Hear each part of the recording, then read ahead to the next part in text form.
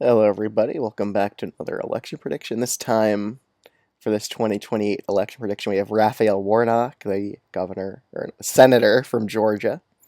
He's recently reelected in 2022, and we have future Vice President J.D. Vance. So let me just set up the safe red states first. Now, I do think Warnock would be a pretty good candidate. He would obviously get good black turnout, just like he did in 2022, which we saw very high black turnout in the early vote in Georgia. So I think that would definitely help him nationwide in a lot of urban areas with a high black population. So I do think he'd be a pretty good candidate for the Democrats to look towards running.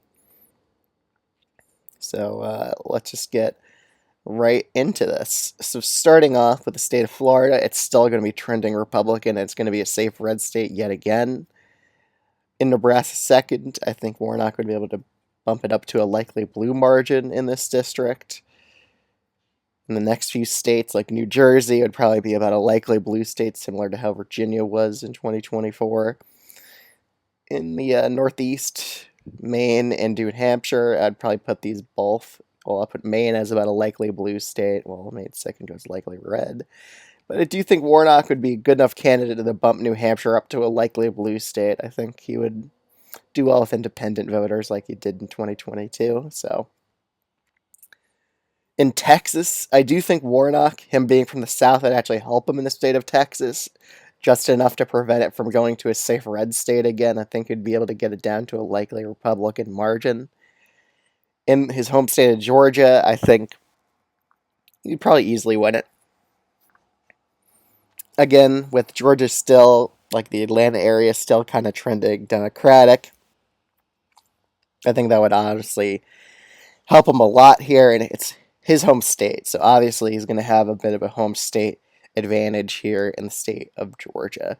How that impacts North Carolina, I do think he would get good black turnout in this state, but again, usually Democrats come so close to flipping it, but it still goes red, and at the end of the day, it would probably still go narrowly tilt Republican, even with a candidate who would generate good black turnout. In Nevada and Arizona, Republicans just have a very large registration advantage in the state of Arizona. So, again, I think it's going to go lean Republican in this state.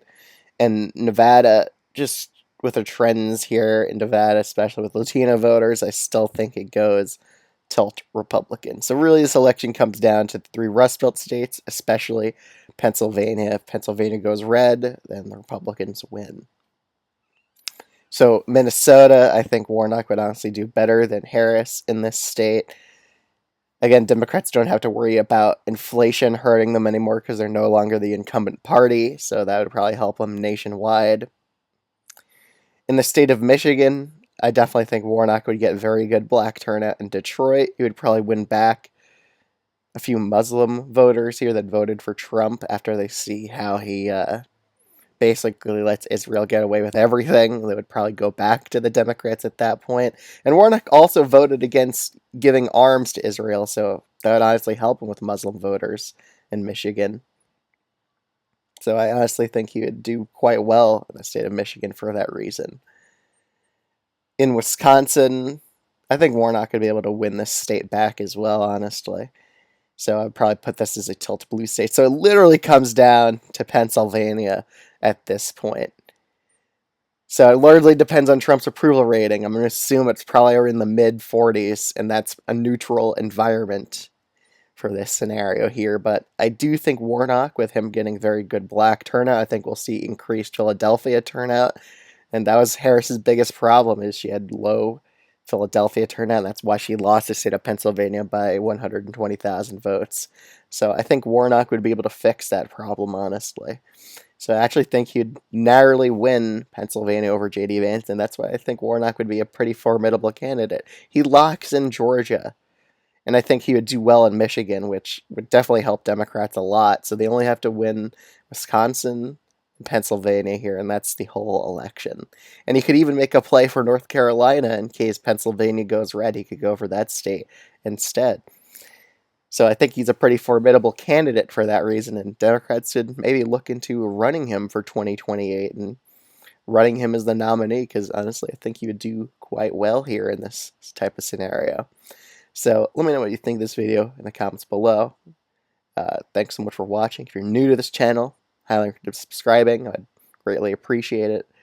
Other than that, let me know any video recommendation ideas you have in the comments below. I'll probably look into doing them. But thanks so much for watching, and I will see y'all in the next video.